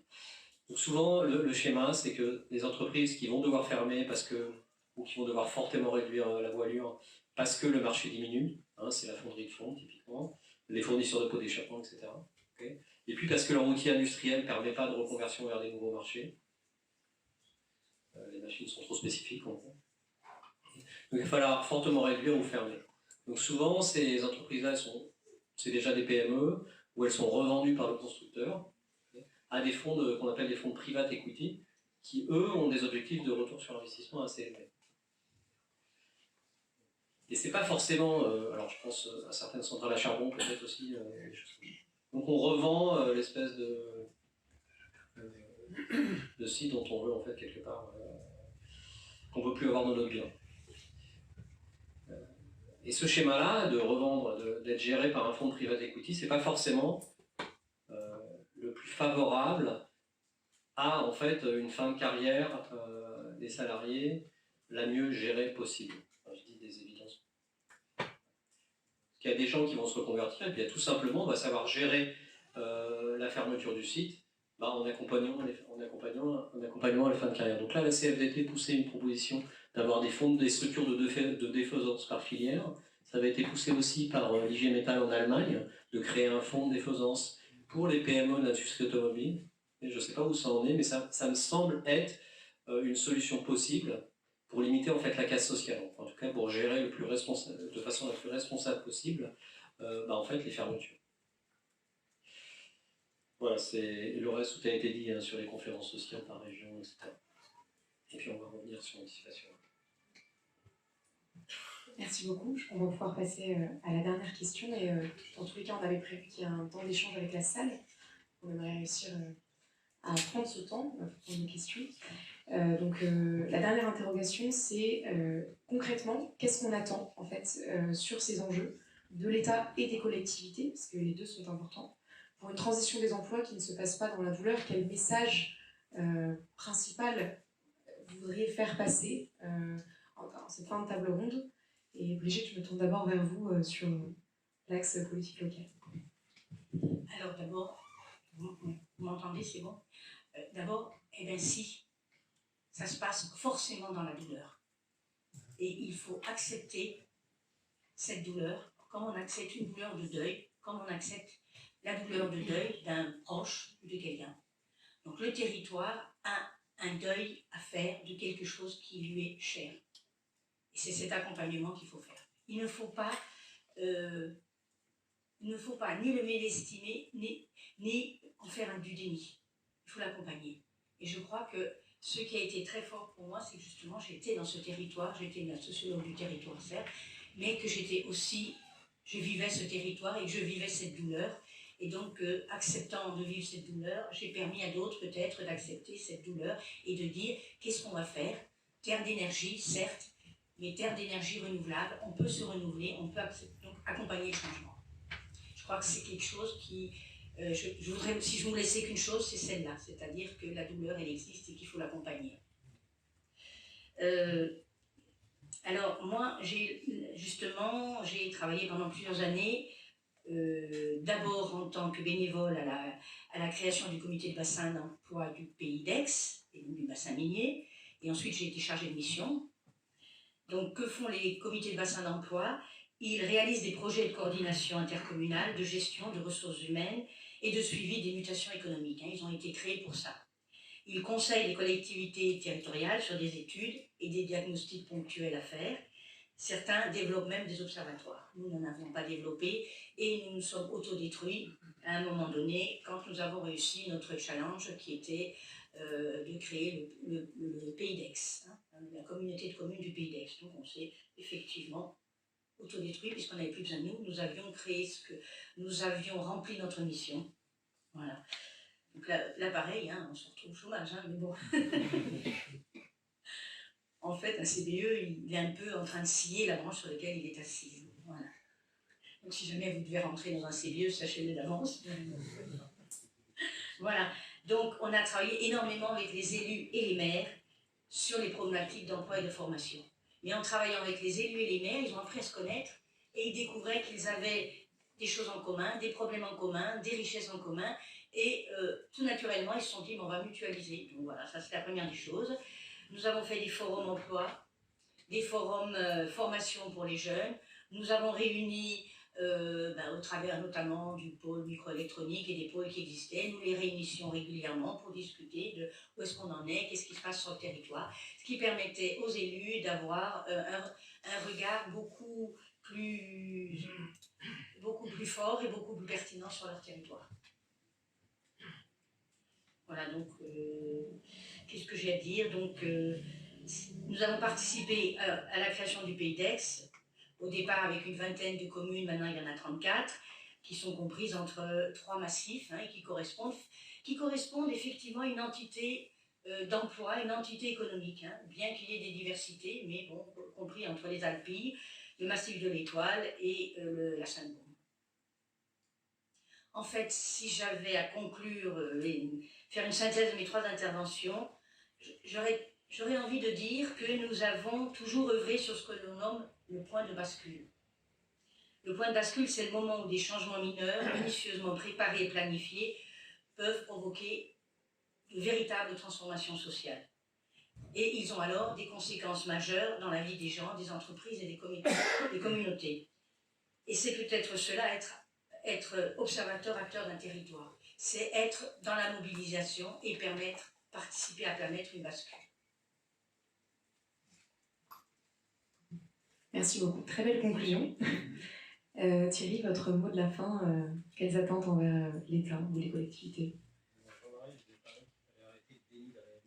Souvent, on était dans le déni de réalité. Vous avez parlé de deuil, effectivement. C'est la première étape, c'est de regarder la réalité en face. Comme je l'ai dit, quand on fait de la prospective, moi, c'est la première chose que j'ai vue. Waouh, ça fait peur, il y a un impact, il faut l'accepter. Et ça sert à ça de faire de la prospective. Ça sert à donner au pouvoir public, ça sert à donner aux filières une vision du futur possible. Il faut arrêter d'être effectivement. Donc, il faut faire une analyse d'impact, métier par métier, site par site, bassin d'emploi par bassin d'emploi. Comme je l'ai dit tout à l'heure, typiquement, on sait le faire pour une grande majorité des filières industrielles. Impact négatif, positif, neutre. Il y a plein de scénarios qui existent. Il n'y a pas que Megawatt, il y a RTE, il y a Entreprise pour l'environnement, il y a l'ADEME, il y a le Shift aussi, etc. Donc, ça, c'est différentes visions prospectives qu'on peut décliner pour l'industrie jusqu'au niveau de la commune. On a les éléments pour dire commune par commune, il y a un risque, il y a une opportunité, bassin d'emploi. Donc ça, on sait le faire. Il faut s'en saisir, ça sert à ça ce qu'on fait. Sinon ça sert à rien. On sait dire si la transition présente des risques pour les employés. En plus, les employés des PME de telle industrie, eux-mêmes, ils le savent inconsciemment. Donc ne pas faire cet exercice-là, politiquement, c'est désastreux. C'est mentir aux gens. Alors on peut opposer effectivement l'économie se transforme, il y aura des emplois induits qui compenseront. Mais par contre, au niveau social, au niveau d'une entreprise, ça ne s'apaise pas comme discours. Et puis voilà, c'est pas comme ça que ça marche. Il faut les saisir, les opportunités. Il faut savoir quels sont les risques. Premier exercice. Quelles sont les opportunités, puis viens après. Alors on s'appuie sur les... Quand ce constat est fait, après, on sait s'il y a une reconversion lourde ou pas. C'est-à-dire si le bassin d'emploi il est très dynamique et que les compétences, il y a des passerelles faciles, ça on sait le lire et puis on sait les organiser. S'il y a de la reformation, ou si on est en phase d'un mix avec des problèmes de compétences, et des problèmes où il n'y a pas de bassin d'emploi, etc. Ça on sait bien. Le contre-exemple, le déni de réalité, c'est ce qui s'est passé sur la filière automobile. Je crois qu'il y a eu un appel d'offres qui a été lancé l'année dernière ou il y a 2 ans pour que l'État accompagne en stratégie les dirigeants de PME. Mon Dieu, ça fait quand même 10 ans qu'on sait que l'électrique va arriver, que la situation du diesel en France c'est un artifice, et j'y reviendrai au fond, c'est un artifice et que c'était construit comme ça et que ça allait disparaître. Cet exercice-là d'accompagnement des dirigeants de PME, on aurait pu le faire il y a 10 ans, il y a 5 ans, pas l'année dernière. C'est criminel. Excusez-moi, ça m'énerve. C'est du déni de réalité. Et ce que dit Tavares, etc., les diables, etc., toutes les tentatives de repousser ça, c'est la procrastination.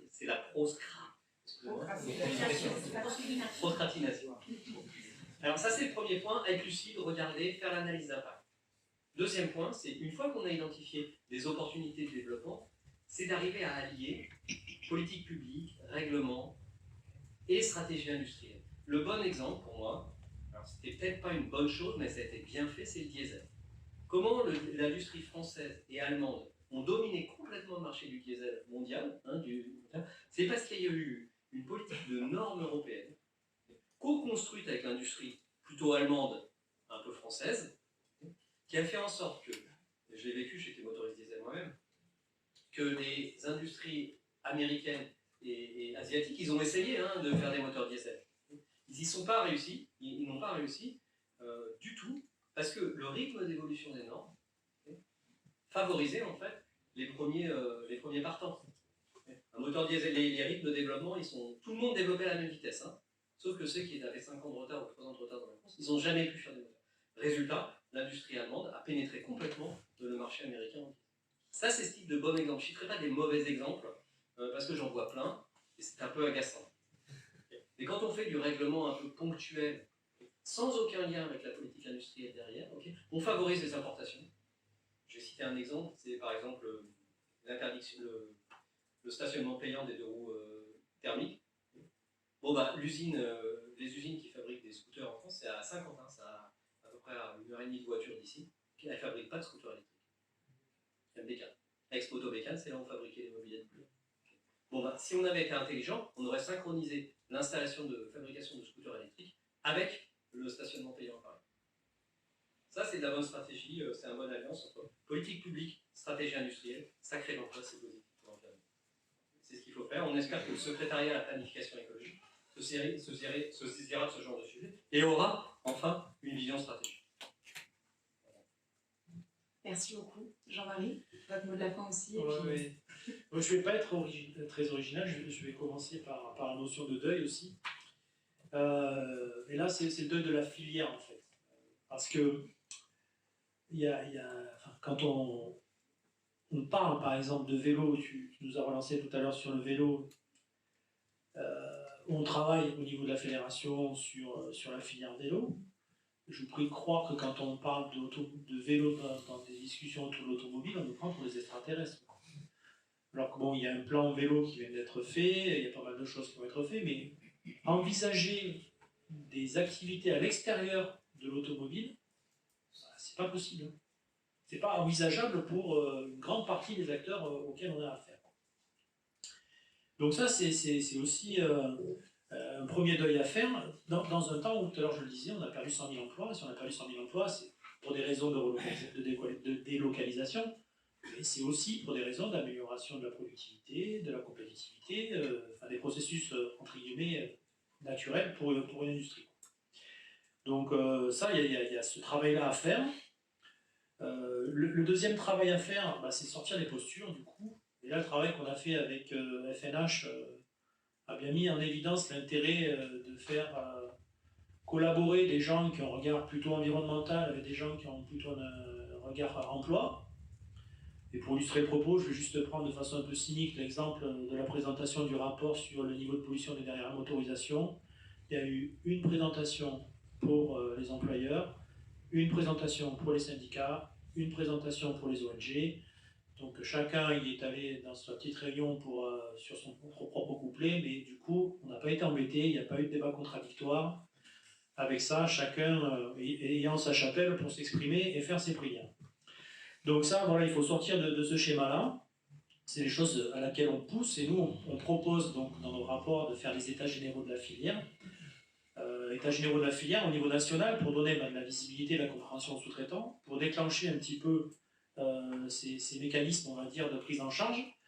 Et dans ces états généraux, oui, pas faire cohabiter que l'État, les représentants de la filière, que ce soit du côté des employeurs ou des syndicats. Donc il nous faut des gens qui interviennent, par exemple, au niveau du Haut-Commissariat au climat, il nous faut des représentants du monde associatif, des gens qui sont dans des ONG ou des représentants de l'utilisateur ou des consommateurs, pour qu'on mette tout ça à plat et qu'on puisse donc donner un petit peu de visibilité, ce qui nous permettra d'aller après sur les conférences sociales. Ça a déjà été un petit peu abordé.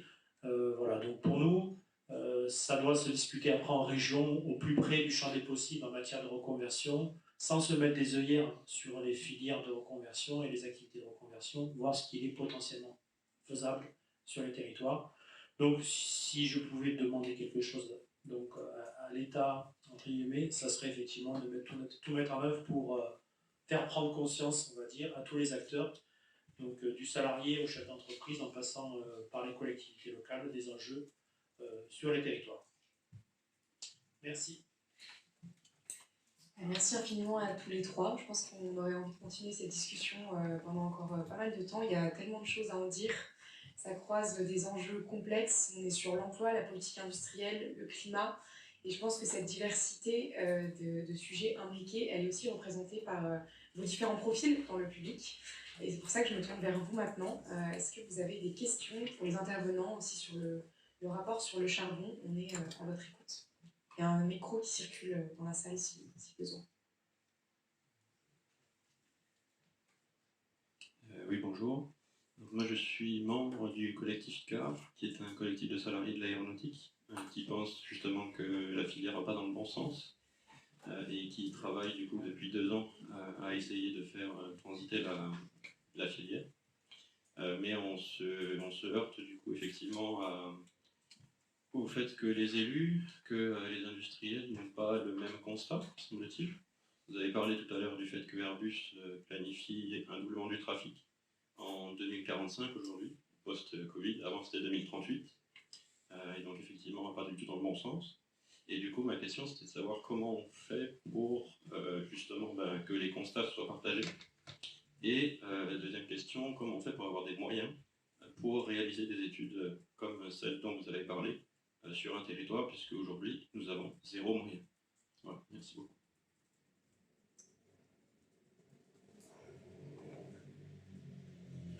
Est-ce qu'il y a... Ouais. On prend peut-être plusieurs questions à la suite. 3 questions. Non, juste quand on vous écoute, on comprend vraiment très très bien l'absurdité des hypothèses qu'on utilise dans beaucoup de modèles économiques sur la mobilité. On appelle ça la réallocation des facteurs de production dans l'espace. Donc j'aurais 2 questions. C'est-à-dire que même si ce que vous avez dit est extrêmement convaincant, il faut quand même aussi convaincre les acteurs économiques qui sont très axés sur les politiques d'efficacité. Efficacité économique, flexibilité, etc. Alors, ce qui se passe, c'est que ces politiques d'efficacité, en fait, dans la situation actuelle, elles sont très contraintes parce qu'on a refusé d'avoir ce débat sur les problèmes d'équité, d'accompagnement social, etc. L'exemple le plus frappant, c'est la taxe sur le carbone, qui est un instrument merveilleux d'efficacité économique qui a été complètement bloqué parce qu'on s'est refusé d'avoir ce débat. Donc sur l'équité. Donc, comment vous voyez, disons, ce dialogue entre l'équité et l'efficacité, d'après vos expériences? Et la deuxième question, c'est pour mettre en place ces stratégies territoriales, il faut quand même un système de gouvernance sur le territoire. Il y a beaucoup d'acteurs. On sait qu'en France, la situation est extrêmement compliquée, avec beaucoup de fins de niveau. Si, d'après vos expériences, comment fonctionne ce système de gouvernance territoriale pour faire l'accompagnement de ces politiques? Donc, vous avez parlé de plateformes aussi. Hein. Comment tout ça fonctionne? Et quelles sont les réformes éventuelles qui seraient nécessaires pour que ce système fonctionne mieux et délivre véritablement cette coordination des agents donc à tous les niveaux qui est nécessaire pour faire face à ces défis?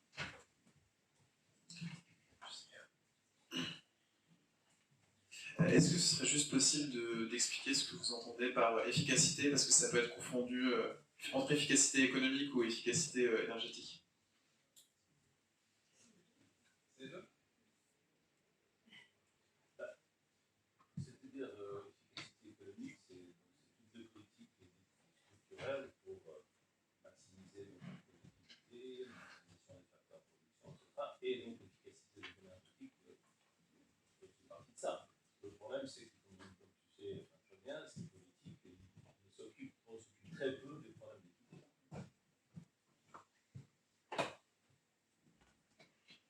Bonjour, Frédéric Brugman. Je me suis occupé pendant très longtemps de restructuration d'entreprises et de mutation territoriale.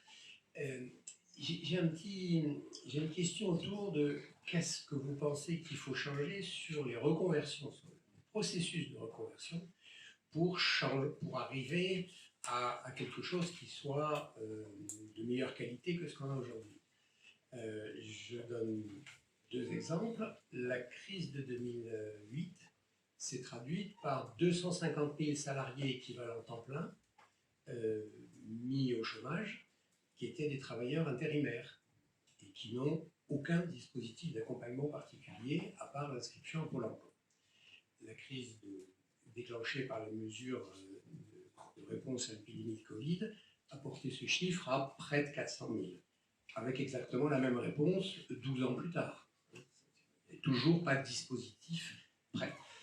De façon un peu plus générale, on a un dispositif d'accompagnement français des restructurations, des reconversions, c'est la même chose, qui date des années 70, modifié 80, modifié 90.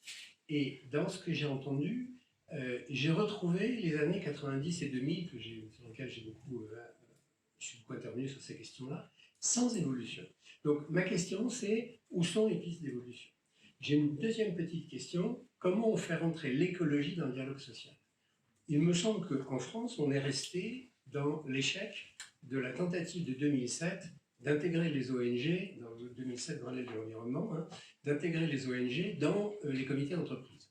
Je ne sais pas si c'est ce qu'il fallait faire. En tout cas, ça ne s'est pas fait. Et du coup, il y a des discussions sur l'écologie d'un côté, un dialogue social de l'autre, et je ne vois toujours pas de permanence d'une interrogation possible par les questions écologiques des acteurs économiques à différents niveaux, qu'il s'agisse d'un niveau national, là où il y a quand même quelques structures, ou d'un niveau local, où là, il n'y a pas grand-chose.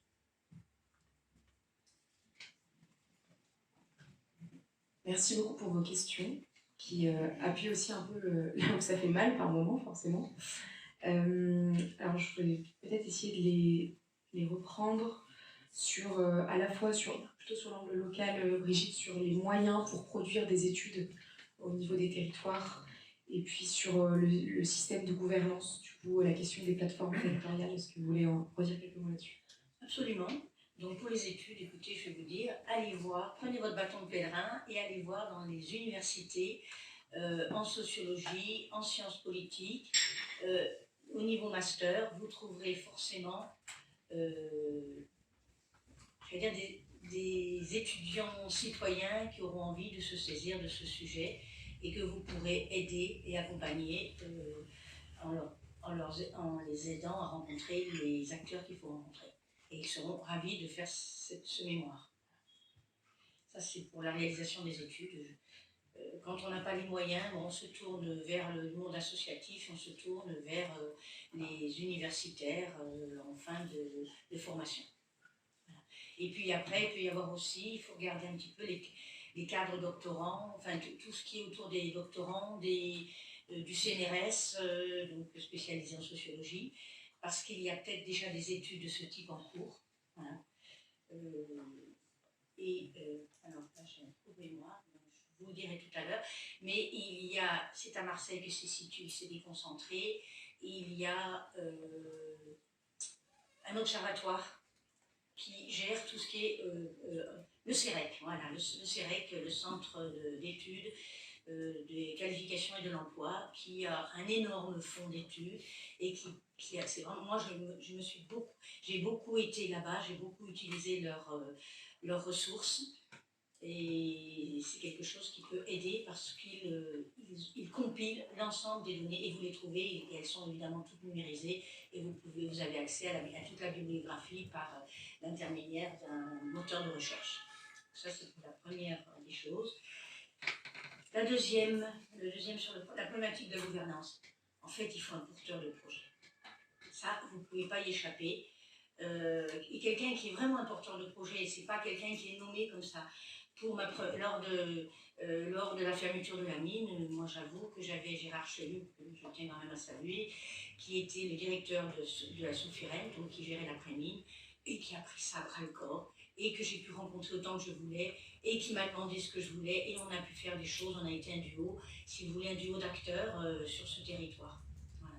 Et pour la reconversion de la centrale thermique, il y a d'abord eu le préfet, et ensuite le secrétaire d'État. Et donc le sous-préfet, malheureusement le préfet et le sous-préfet sont partis, donc je peux vous dire qu'à ce moment-là ça a plongé, on va être clair. Voilà. Moi quand j'ai vu que les deux étaient nommés, l'un à Monaco pour finir sa carrière et l'autre avait été plus ou moins, bon, je ne sais pas plus, j'ai compris que ça allait pas forcément se finir comme j'espérais, j'escomptais que ça se finisse, voilà, les porteurs de projet. Donc aujourd'hui, je ne sais pas qui porte ce dossier, parce que je ne suis plus dedans. Mais la gouvernance, il faut chercher le poisson pilote et le soutenir. Voilà. Être avec lui, lui donner des éléments sans arrêt, sans arrêt. Voilà. Merci Brigitte. Et puis je voudrais dire qu'il y a une différence, et ça maintenant on commence à l'entendre au sein des ministères et des collectivités territoriales, il y a une différence entre efficacité et efficience.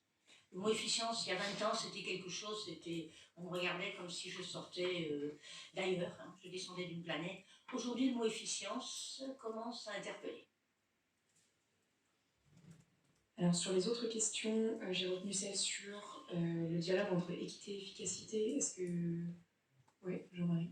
Je veux bien apporter quelques éléments de réponse, mais peut-être sur toutes les questions, et comme ça après, je donnerai la main, on va dire, parce qu'on approche de la clôture, entre guillemets. Sur l'efficacité, donc ça fait des années qu'on a axé une partie de notre démarche sur la quantification du carbone. Et notamment, on avait expérimenté de porter la contradiction dans certains comités d'établissement sur des délocalisations. On a réussi à démontrer par A plus B qu'il y avait un intérêt à la fois économique pour l'entreprise de ne pas externaliser et de laisser sur place. Donc ça a fini par rentrer un petit peu, y compris au niveau de nos échanges avec la chambre patronale au niveau de la métallurgie, où on a fait une déclaration, un manifeste pour la relance de l'industrie dans lequel on a mis cette obligation. Depuis, les normes, les exigences au niveau européen évoluent. Et là, maintenant, c'est rentré dans les mœurs, entre guillemets, on est en train de parler, enfin tout au moins c'est ce qu'on espère que ça va se mettre comme ça, c'est parler de mieux-disance écologique et économique versus la moins-disance économique pure.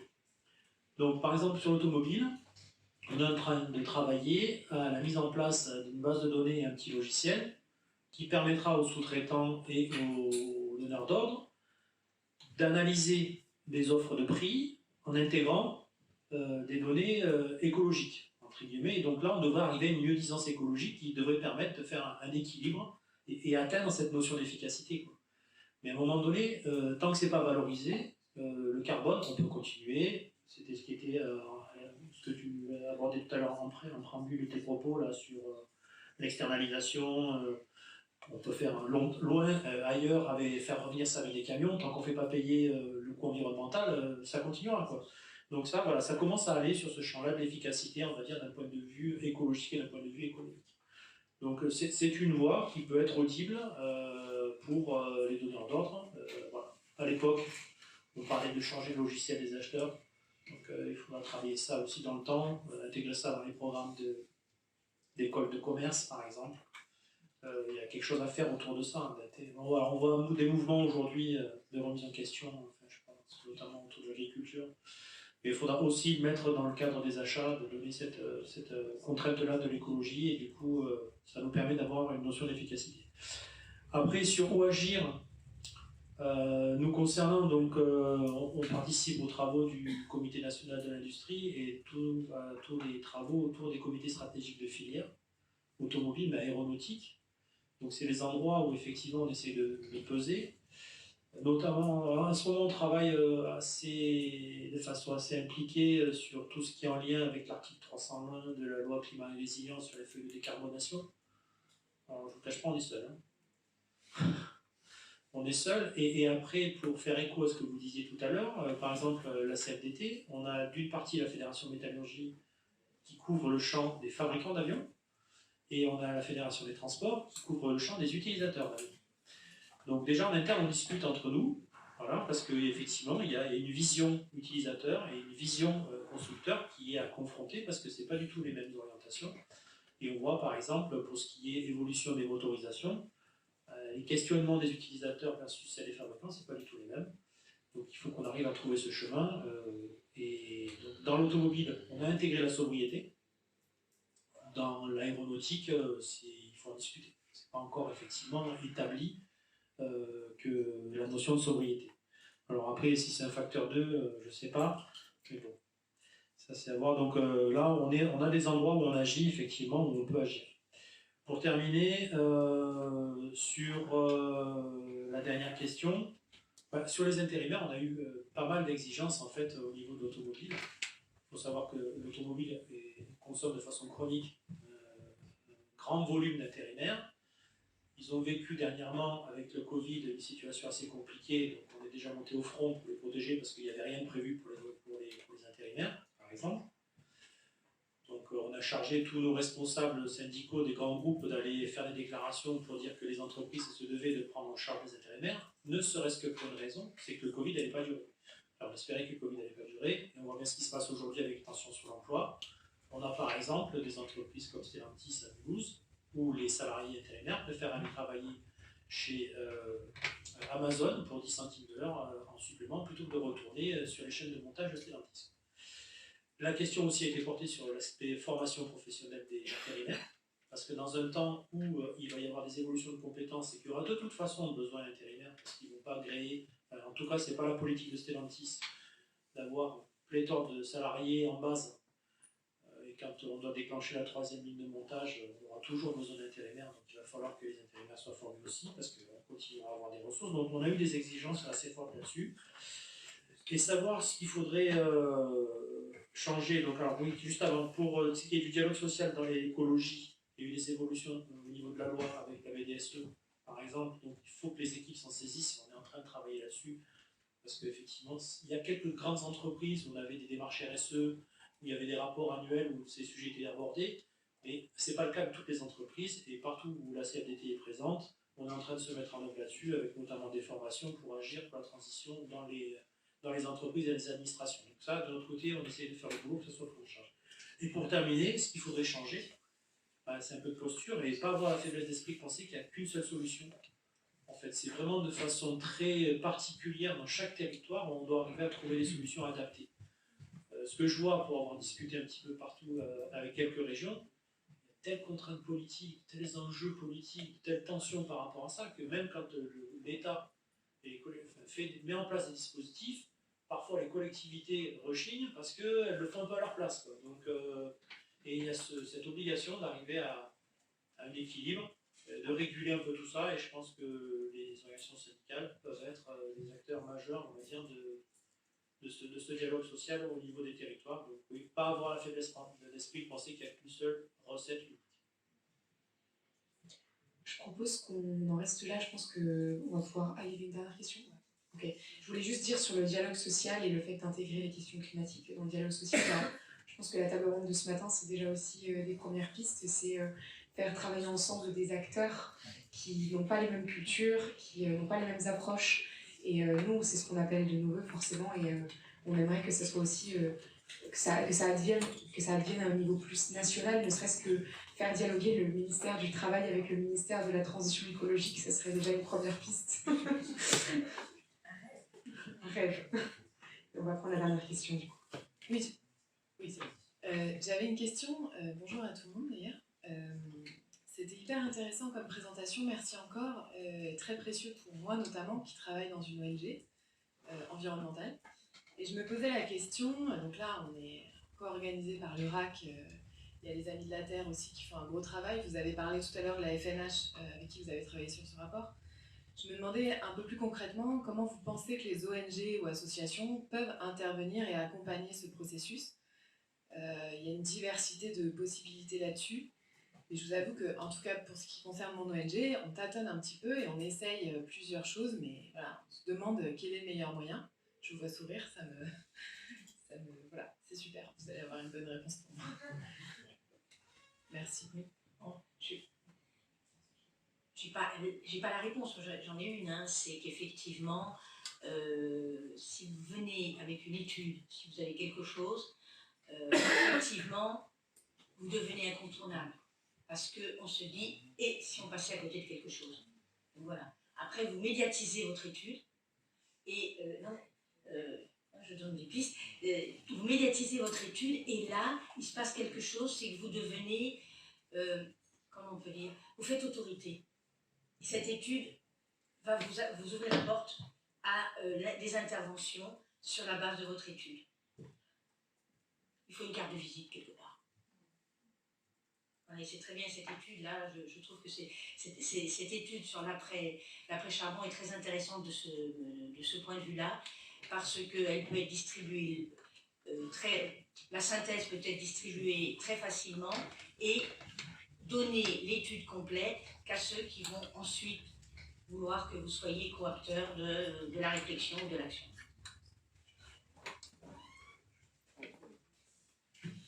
Donc j'abonde dans ce qui vient d'être dit, hein, c'est exactement ce qu'on a fait. On a fait un rapport synthétique et puis un rapport détaillé et on a eu cette démarche-là. Après, en complément, je dirais que c'est aussi un mécanisme qui se met en route. Depuis, on a travaillé, je vois Yannick là, on a travaillé avec le Shift Project, on travaille avec Transport Environnement. Et au départ, si vous voulez, dans le travail qu'on a fait au niveau de la fédération, c'est sur une impulsion de la confédération, sur des besoins européens, de faire des mémos pour des organisations, des ONG au niveau européen qui intervenaient dans les débats au niveau de l'Europe, quoi. Donc ça part de là. Et du coup, si vous voulez, le fait de mettre le pied à l'étrier, de taper à la porte, de rencontrer des gens, que ça crée ce réseau, cette mécanique de travail. Après, il faut être conscient d'une chose, c'est que ONG environnementale, ça va à la fois tout dire et rien dire, parce que chacun a son propre positionnement. Si on s'en tient qu'à l'automobile, entre les pro-électriques, les anti-électriques, les pro-gaz, les anti-gaz, ceux qui sont que sur la sobriété, ceux qui font plaisir à Tavares sur l'autophobie, etc. Voilà. C'est aussi assez complexe. Donc, par exemple, pour les travaux qu'on a menés avec FNH, on a fait une partie du travail ensemble, on a grandi ensemble, on a trouvé... Donc la conclusion du rapport, elle fait l'objet de plusieurs discussions, plusieurs aménagements, plusieurs arbitrages pour arriver à ce produit fini, entre guillemets. Et c'est ça qui est important. Donc moi je dirais, n'hésitez pas à taper à la porte de partenariat et d'adopter la démarche qui vient d'être écrite. Bonjour. Elisabeth No, CFE CGC Énergie. Donc merci pour cette étude et toute cette table ronde. Je veux dire, en tant que syndicaliste, ces questions des reconversions, c'est effectivement complètement dans notre raison d'être, comme on dit maintenant. Donc, je dirais, c'est passionnant. Moi, je voudrais, faire un petit peu, je rebondir par rapport à cette idée qu'il faut capable de se parler entre acteurs qui ont des visions un peu différentes. Nous, à la CFE Énergie, on est dans un secteur...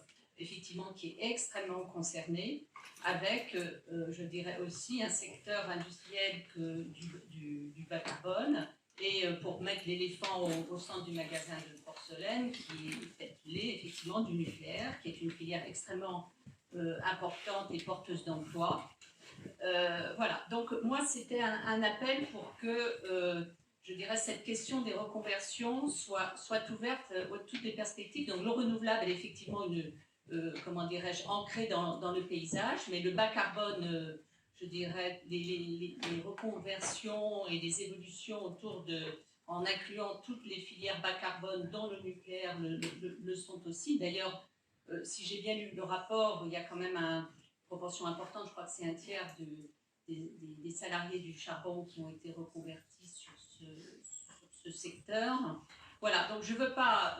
je dirais, agresser avec ces questions, mais voilà, faire un plaidoyer pour que, je dirais, toutes les parties soient entendues. Nous avons besoin de ce regard aussi des ONG sur la transition écologique, mais je dirais, même si il ne faut pas se gargariser le mot, cette transition juste, elle ne doit pas laisser de côté les salariés, mais aussi ne pas exclure les salariés qui sont dans cette filière bas carbone, au-delà des énergies renouvelables qui sont effectivement éminemment bas carbone.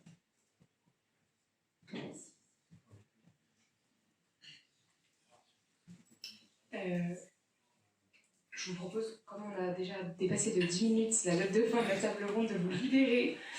S'il y en a qui veulent encore continuer les discussions, on reste encore un petit peu dans la salle, en tout cas ce sera mon cas.